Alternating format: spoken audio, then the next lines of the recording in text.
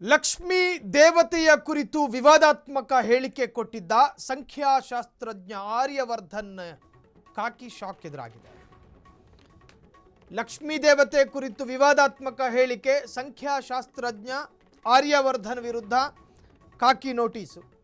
ಶಂಕರಪುರಂ ಠಾಣೆಯಲ್ಲಿ ದಾಖಲಾಯಿತು ದೂರು. ಧಾರ್ಮಿಕ ಭಾವನೆಗೆ ಧಕ್ಕೆ ತಂದ ಆರೋಪ.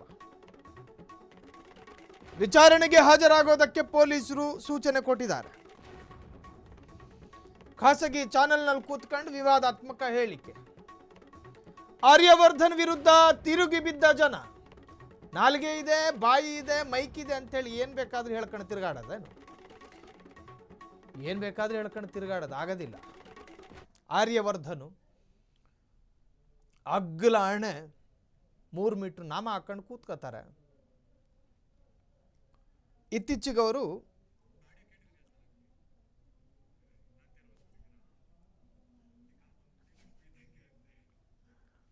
ನೋಡಿ, ಈ ಭಾರತದ ಪ್ರತಿಯೊಂದು ವಿಭಾಗಕ್ಕೂ ಪ್ರತಿಯೊಂದು ಸಮುದಾಯಕ್ಕೂ ಅವರದೇ ಆದಂಥ ಧಾರ್ಮಿಕ ಭಾವನೆಗಳಿರ್ತವೆ. ಆ ಭಾವನೆಯ ವಿರುದ್ಧ ಮಾತನಾಡಕೂಡ್ದು. ಸಿಸ್ಟಮಿಗೆ ವಿರುದ್ಧ ಅದು.